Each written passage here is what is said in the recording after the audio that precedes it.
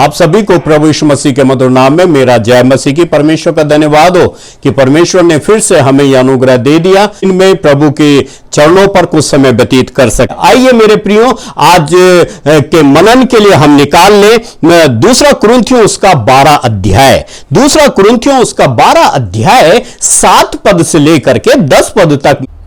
मेरे प्रियो, परमेश्वर का धन्यवाद हो इस सुंदर वचन के लिए। दूसरा कुरिन्थियों उसका 12 अध्याय 7 पद से लेकर के और 10 पद तक हमने पढ़ा। यहां पर पौलुस का एक बड़ा ही सुंदर अनुभव है। यहां पर वो एक कांटे का वर्णन कर रहा है, कांटे के विषय में वो बात कर रहा है। कांटा शब्द जो है वो दर्द, क्लेश, संकट, निंदा या शारीरिक दुर्बलता की ओर हमारा ध्यान खींच देता है। मेरे प्रियो, जब शरीर में जब एक कांटा चुभता है तो हमें उसके दर्द का एहसास होता है और वो कांटा पीड़ादायक होता है। अब यहां पर पौलुस जिस कांटे के विषय में बात कर रहा है वो स्पष्ट से यहां पर नहीं बताता है कि कौन सा कांटा उसके शरीर में या कौन सा कांटा है जो उसके लिए क्लेश का कारण है, दर्द का कारण है, पीड़ा का कारण है। लेकिन अगर हम गलतियों उसका 4 अध्याय उसके हम 13 और 14 पद को पढ़ें तो वहां पर वो इस प्रकार से कहता है, पर तुम जानते हो कि पहले मैंने शरीर की निर्बलता के कारण तुम्हें सुसमाचार सुनाया और तुमने मेरी शारीरिक दशा को जो तुम्हारी परीक्षा का कारण थी तुच्छ न जाना, ना उससे घृणा की और परमेश्वर के दूत वरन स्वयं मसीह के समान मुझे ग्रहण किया है। मेरे प्रियो, वो अपनी शारीरिक दशा को यहां पर प्रकट कर रहा है कि उसके शरीर में कोई एक ऐसी पीड़ा है जो उसको दुख दे रही है। आज वर्तमान को अगर हम देखें तो वर्तमान का जो समय है समस्त मानव जाति के लिए, समस्त संसार के लिए एक पीड़ा है। और जब हम पीड़ा के ऊपर जब विचार करते हैं तो ऐसी ये पीड़ा है जिसको कि हम बयान नहीं कर सकते हैं। एक डर का माहौल है इस पीड़ा में, इस क्लेश में एक ऐसा माहौल पैदा हो गया है जो कोरोना महामारी के कारण है कि कल क्या होगा हम नहीं जानते। अनिश्चितताएं हैं, समय ऊपर नीचे हो रहा है। मेरे प्रियो, परिवार बिखर रहे हैं, कलीसियाओं में दर्द है, समाज में दर्द है और ऐसे क्लेश के समय में परमेश्वर का वचन हमें कुछ महत्वपूर्ण बातों पर जब हम विचार करते हैं तो कुछ प्रोत्साहन वो दे देता है। यहां पर पौलुस जो है वो इस बात को नहीं बताता है कि वो जो है कांटे का मतलब यहां पर क्या है। लेकिन हम जैसे हमने पढ़ा गलतियों में, वो एक शारीरिक दुख हो सकता है। मेरे प्रियो, यहां पर अगर हम अय्यूब की पुस्तक को पढ़े तो वहां पर अय्यूब उसके 2 अध्याय के पहले पद में हमें पता है कि किस तरीके से अय्यूब को दुख देने के लिए परमेश्वर ने शैतान को वहां पर कहा जाए कि अनुमति दी कि वो उसकी परीक्षा ले सकता है। मेरे प्रियो, कई बार जो दुख हैं वो परीक्षाओं के लिए आते हैं और पौलुस यहां पर जिस पीड़ा की बात कर रहा है वो पीड़ा जो है उसके शरीर में उसके साथ हर समय बनी रही। और पौलुस ने कांटे का जब बात करता है तो वो ये कहता है कि मैंने 3 बार इसके लिए प्रार्थना करी कि मेरे से ये कांटा हट जाए, लेकिन ऐसा नहीं हुआ। और बहुत सी बार जो है कहा जाए कि प्रार्थनाएं जो परमेश्वर के सम्मुख की जाती हैं, हम लोग सोचते हैं कि परमेश्वर हमारी प्रार्थनाओं को नहीं सुन रहा है। लेकिन अगर हम इफिसियों उसका 3 अध्याय उसके 20 पद को पढ़ें तो लिखा हुआ है, अब जो ऐसा सामर्थ्य है कि हमारी विनती और समझ से कहीं अधिक काम कर सकता है, उस सामर्थ्य के अनुसार जो हम में कार्य करता है। मेरे प्रियो, परमेश्वर का वचन यहां पर स्पष्टता से इस बात को कह देता है कि अब जो ऐसा सामर्थ्य है, वो प्रभु के बारे में बात कर रहा है। प्रभु ऐसा सामर्थ्य है कि हमारी विनती और समझ से कहीं अधिक काम कर सकता है। वो उससे अधिक काम कर सकता है जो सामर्थ्य हम में कार्य करती है, जो पीड़ा हम में कार्य करती है। हो सकता है संसार के कारण, हो सकता है दुष्टता के कारण, हो सकता है शैतान की तरफ से परीक्षाएं हमारे जीवन में आ सकती हैं, और वो परीक्षाएं हमको पीड़ा दे सकती हैं, वो तकलीफ दे सकती हैं। इन दिनों हम प्रार्थनाओं में हैं, और प्रार्थनाओं में जब प्रार्थना निवेदन हमारे सामने आते हैं तो इस बात को बताया जाता है, इस बात को हमें स्मरण आता है कि ये परीक्षाएं हैं, ये कठिन समय है, हो सकता है ये हमको पीड़ा दे रही हो। मेरे प्रियो, लेकिन परमेश्वर का वचन ये कहता है कि जो ऐसा सामर्थ्य है कि हमारी विनती और समझ से कहीं अधिक काम कर सकता है।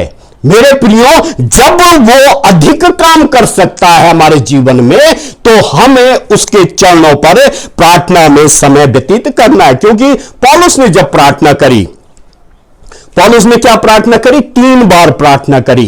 वो बताता है यहां पर, 3 बार मैंने प्रार्थना करी, और 3 बार जब मैंने प्रार्थना करी, परमेश्वर ने कहा, मेरा अनुग्रह तेरे लिए बहुत है। मेरे प्रियो, वो पीड़ा उसके शरीर से हटाई नहीं गई, वो पीड़ा नहीं हटाई गई, लेकिन परमेश्वर ने उस पीड़ा के साथ अपने अनुग्रह को जोड़ दिया।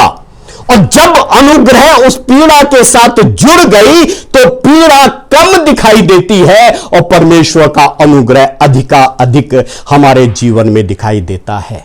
मेरे प्रियो, परमेश्वर का वचन यहां पर स्पष्ट रीति से इस बात को बता देता है, कहता है कि मेरा अनुग्रह तेरे लिए काफी है।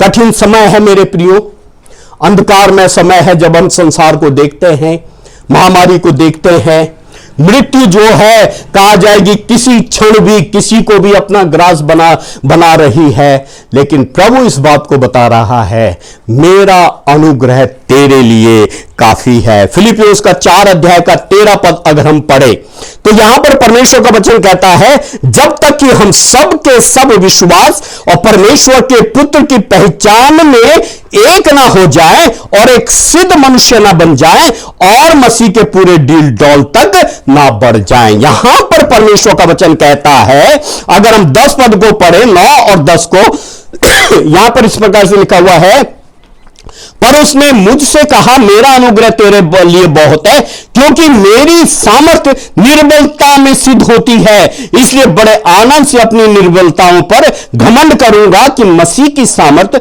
मुझ पर छाया करे। और इस कारण मैं मसीह के लिए निर्बलताओं में और निंदाओं में और दरिद्रता और उपद्रव में और संकटों में प्रसन्न हूं, क्योंकि जब मैं निर्बल होता हूं तभी बलवंत होता हूं। परमेश्वर का वचन स्पष्ट से यहां पर कह देता है, कहता है, यह अनुग्रह उन निष्ठावान, उन विश्वासियों के साथ रहता है जो सुसमाचार के निमित्त अपनी दुर्बलताओं और कठिनाइयों को स्वीकार करते हैं। मेरे प्रिय, स्वीकार करिए, ये समस्याएं हैं। हमारा परमेश्वर जो है इन समस्याओं से बड़ा है।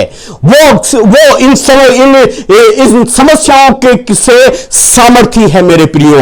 और वो क्या करता है? फिलिपियों 4:13 में हमने पढ़ा, यहां पर लिखा हुआ है, जब तक कि हम सब के सब विश्वास और परमेश्वर के पुत्र की पहचान में एक ना हो जाएं।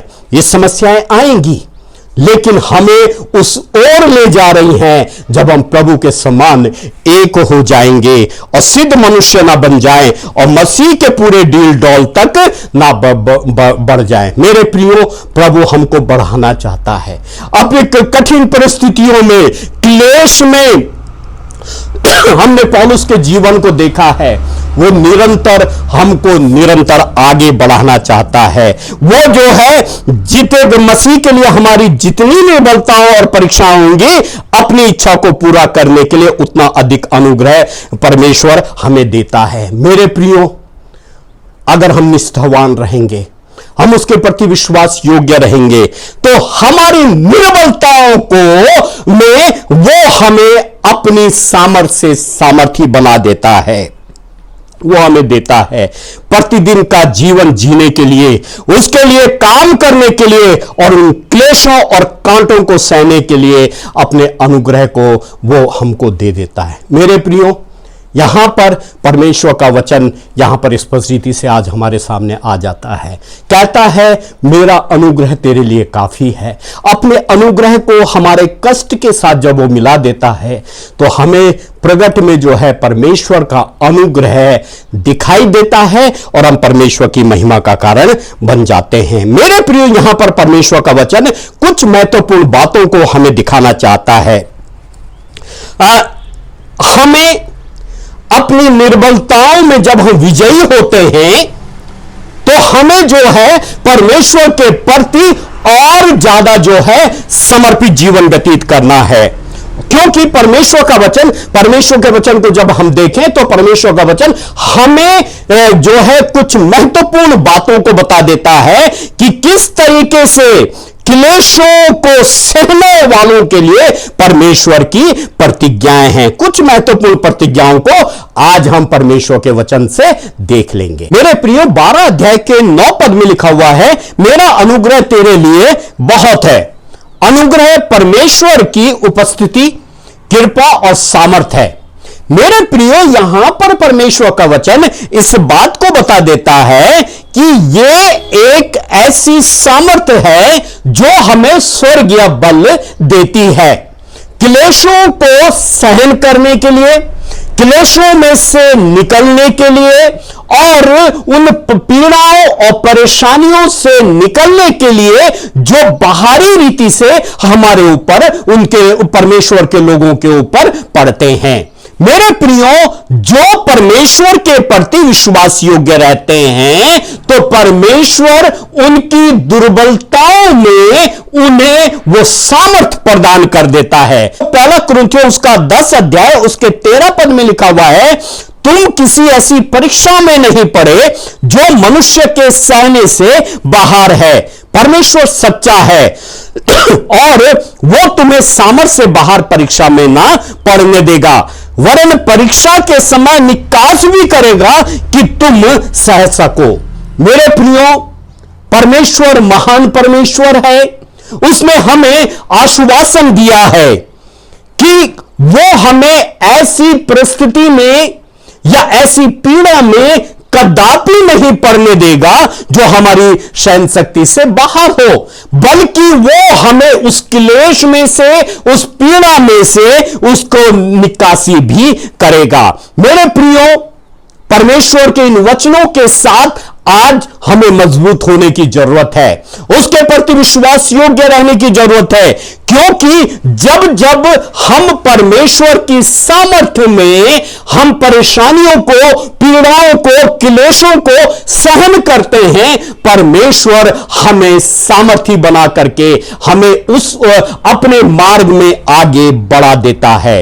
मेरे प्रियो, जो प्रतिज्ञाएं हैं क्लेश को गए, यहां पर जो हमने देखा, हमने ये कहा था क्लेश सहने वालों के लिए कुछ प्रतिज्ञाएं हैं। तो मेरे प्रियो, सबसे पहली बात, अगर हम भजन संहिता उसका 30 अध्याय उसके 5 पद को पढ़े तो वहां पर इस प्रकार से लिखा हुआ है, क्योंकि उसका क्रोध जो क्षण भर का होता है परंतु उसकी प्रसन्नता जीवन भर की होती है। कदापि रात को रोना पड़े परंतु सवेरे आनंद पहुंचाएगा। मेरे प्रिय, यहां पर परमेश्वर का वचन कहता है जो क्लेश में से होकर के निकलते हैं उनके लिए उनका भविष्य उज्जवल रहता है। मेरे प्रियो, अय्यूब की का उदाहरण हमारे सामने है। वो परेशानी में से होकर के गया, उसका परिवार खत्म हो गया, उसकी धन दौलत खत्म हो गई, उसके जानवर खत्म हो गए, लेकिन वो हर बार परमेश्वर की स्तुति करता रहा, परमेश्वर के प्रति विश्वास योग्य बना रहा। और अंत में हम देखते हैं यद्यपि शैतान ने उसकी परीक्षा पूरी तरीके से करी, अपनी पूरी सामर्थ्य लगा दी, लेकिन परमेश्वर के सामर्थ्य के द्वारा वो अय्यूब जो है परीक्षा के ऊपर विजयी हुआ और परमेश्वर ने उसको दोबारा जो है परिपूर्ण किया, भरपूरी का जीवन दिया। मेरे प्रियो, यहां पर परमेश्वर का वचन भजन 30 के 5 पद में हमें बता देता है, क्योंकि उसका क्रोध तो क्षण भर का होता है परंतु उसकी प्रसन्नता जीवन भर बनी रहती है। मेरे प्रियो, यह क्लेश जो है क्षणिक है, कुछ समय का है। कोरोना वायरस आरंभ हुआ, एक समय आएगा जब वो खत्म हो जाएगा, लेकिन जो उसके प्रति विश्वास योग्य बने रहते हैं प्रभु उनको बचा करके ले जाता है और वो जीवन के उस परेशानियों से पार लगा करके वो अनंत जीवन के लिए जो है वो आनंदित जीवन हमको दे देता है। क्या हम उस उज्जवल भविष्य को देख रहे हैं इस क्लेश के समय में? मेरे प्रियो, हम अपने आप को जांचें, कहां पर हैं हम, किन परिस्थितियों में हैं हम। और ये परिस्थितियां क्षणिक हैं, उसका क्रोध क्षणिक है, लेकिन क्योंकि लिखा हुआ है कदापि रात को रोना पड़े परंतु सवेरे आनंद पहुंचता है। मेरे प्रियो, ये एक काली रात है, लेकिन जरूरी यह है, यह प्रकृति का नियम है कि जब रात होती है तो सुबह का होना बहुत जरूरी है। हमारे जीवन में बहुत जल्दी वो सुबह आएगी जबकि आनंद का, खुशी की सुबह होगी और हम परमेश्वर की महिमा का कारण बन सकेंगे। दूसरी बात जो परमेश्वर का वचन यहां पर कह देता है, भजन संहिता उसका 34 अध्याय उसके 19 और 20 पद में इस प्रकार से लिखा हुआ है, धर्मी पर बहुत सी विपत्तियां पड़ती तो हैं परंतु यहोवा उनको उन सब से मुक्त करता है, वो उसकी हड्डी हड्डी की रक्षा करता है और उसमें से एक भी टूटने नहीं पाती है। पहली बात हमने देखी थी, क्लेश में से निकल करके परमेश्वर उज्जवल भविष्य देता है। दूसरी बात हम यहां पर दे पाते हैं कि परमेश्वर हमको क्लेश से छुटकारा देने वाला परमेश्वर है। पौलुस यहां पर कहता है कांटा मेरे शरीर में चुभोया गया, मैंने 3 बार प्रार्थना करी और परमेश्वर ने कहा मेरा अनुग्रह तेरे लिए काफी है। मेरे प्रियो, जब परमेश्वर का अनुग्रह इस कठिन समय में, पीड़ा के समय हमारे साथ बना रहता है तो परमेश्वर का यह वचन है कि वह हमको छुटकारा दे देता है। धर्मी पर बहुत सी विपत्तियां तो पड़ती हैं और पड़ेंगी, लेकिन परमेश्वर का वचन कहता है परंतु यहोवा उन सब से उनको मुक्त करता है। धर्मी जन को वो मुक्त करने वाला परमेश्वर है। मेरे प्रियो, परमेश्वर के वचन को ले लीजिए, परमेश्वर के वचन को अपने जीवन का आधार बना लीजिए। यह प्रतिज्ञा आपके लिए की गई है, हमारे लिए की गई है। और विपत्ति तो है लेकिन परमेश्वर जो है उन सब से हमको मुक्त करेगा, क्योंकि यह उसका वचन कहता है। और जब उसके वचन को हम क्लेम करते हैं मेरे प्रियो, तो वो हमारी हड्डी हड्डी की रक्षा करता है और उसमें से एक को भी वो टूटने नहीं देता है। हम प्रभु की रचना है मेरे प्रियो, हम उसकी कारीगरी हैं, उसने हमें अपने स्वरूप और समानता में बनाया है। उसके प्रति हमें निष्ठावान रहने की जरूरत है, उसके प्रति हमें विश्वास योग्य रहने की जरूरत है। जब हम प्रभु के प्रति विश्वास योग्य रहते हैं, अय्यूब के ऊपर परीक्षाएं आई, अय्यूब के ऊपर परेशानियां आई, क्लेश उसके ऊपर आया, लेकिन उसने कभी भी परमेश्वर को कोसा नहीं। मेरे प्रियो, हम प्रभु के प्रति धन्यवाद के साथ परमेश्वर की महिमा करते रहें, प्रभु को धन्यवाद देते रहें। एक समय आएगा जो कि वो हमको छुटकारा देगा इस क्लेश में और परमेश्वर की महिमा का कारण बनेंगे, क्योंकि उसने कहा है उसने कहा है कि वो क्या है, हड्डी हड्डी की रक्षा करता है और उसमें से कोई भी टूटने नहीं पाती है। हमारा प्रभु हमारा स्वामी है, वो हमारे शरीर की रक्षा करता है, वो हमारे प्राण की रक्षा करता है, हमारे जीवन की रक्षा करता है। क्यों ना हम प्रभु के प्रति ईमानदार पाए जाएं और हम परमेश्वर की महिमा के कारण कारण बनने पाए। तीसरी बात जो परमेश्वर का वचन कहता है, भजन संहिता 41 उसके 3 पद में लिखा हुआ है, जब वो व्याधि के मारे शैया पर पड़ा हो तब यहोवा उसे संभालेगा, तू रोग में उसके पूरे बिछौने को उलट कर ठीक करेगा। मेरे प्रिय, यहां पर परमेश्वर का वचन एक और बात कहता है। पहली बात कहता है क्लेश में जो प्रतिज्ञा है परमेश्वर की, वो कहता है क्लेश में अपने लोगों के लिए परमेश्वर की प्रतिज्ञा है। सबसे पहली बात, वो उज्जवल भविष्य देगा। दूसरी बात, वो छुटकारा देगा। और तीसरी बात यह है, यहां पर परमेश्वर का वचन कहता है जब वो व्याधि के मारे सैया पर पड़ा हो तब यहोवा उसे संभालेगा। इसकी मतलब यह है कि हम जब उसके प्रति ईमानदार रहते हैं, तो तीसरी बात परमेश्वर का वचन कहता है हम ईश्वरीय देख रेख में रहते हैं। हम अस्पताल क्यों जाते हैं मेरे प्रियो? हॉस्पिटल में हम भर्ती हो जाते हैं अस्वस्थता के समय पर, और आज की तारीख में तो किसी भी अस्पताल में जो है कोई बेड नहीं मिल रहा है। कठिनाई का समय है, मानते हैं। हम अस्पताल इसलिए जाते हैं ताकि हमारे स्वास्थ्य की सही रीति से देखभाल हो। डॉक्टर हमारी देखभाल करें, मेडिकल स्टाफ हमारी देखभाल करें, और अगर कोई समस्या आ जाए तो वो उसी समय हमारी समस्या का वो निदान करें। मेरे प्रियो, यहां पर परमेश्वर का वचन ही हमको यह कहता है कि जब व्याधि के मारे शैया पर पड़ा हो तब यहोवा उसको संभालेगा। जब हम पीड़ित हो, जब हम क्लेश में हो, जब हम महामारी के समय में मरी में हो, प्रभु हमारा सहायक है, वो हमें संभालने वाला है, हमें ईश्वरीय देख रेख मिलती है। तू रोग में और उसके पूरे बिछौने को क्या करके उलट करके ठीक करेगा। मेरे प्रियो, जब हम प्रभु के प्रति ईमानदार रहते हैं, प्रभु के प्रति विश्वास योग्य रहते हैं, प्रभु के प्रति हम समर्पित रहते हैं मेरे प्रियो, तो ये प्रतिज्ञा हमें परमेश्वर के चरणों पर ठहरने के लिए और उत्साहित कर देती है कि वो क्या है, वो यहोवा उसे संभालेगा और रोग में उसके पूरे बिछौने को वो उलट कर ठीक करेगा। काश कि हम परमेश्वर के चरणों पर चले जाएं, परमेश्वर की महिमा का कारण बने और हम परमेश्वर को धन्य कहने पाएं। और हम यहां पर चौथी और अंतिम बात देख लेंगे मेरे प्रियो, रोमियो उसका 8 अध्याय का 28 पद में इस प्रकार से लिखा हुआ, हम जानते हैं कि जो लोग परमेश्वर से प्रेम रखते हैं उनके लिए सब बातें मिलकर भलाई को उत्पन्न करती हैं, अर्थात उन्हीं के लिए जो उसकी इच्छा के अनुसार बुलाए गए हैं। मेरे प्रियो, चौथी और अंतिम बात, यहां पर परमेश्वर का वचन हमें इस बात को कह देता है कि सब बातें मिलकर के भलाई को उत्पन्न करती है। हमारे लिए भलाई है क्या? भलाई क्या है आज की तारीख में? भलाई क्या है?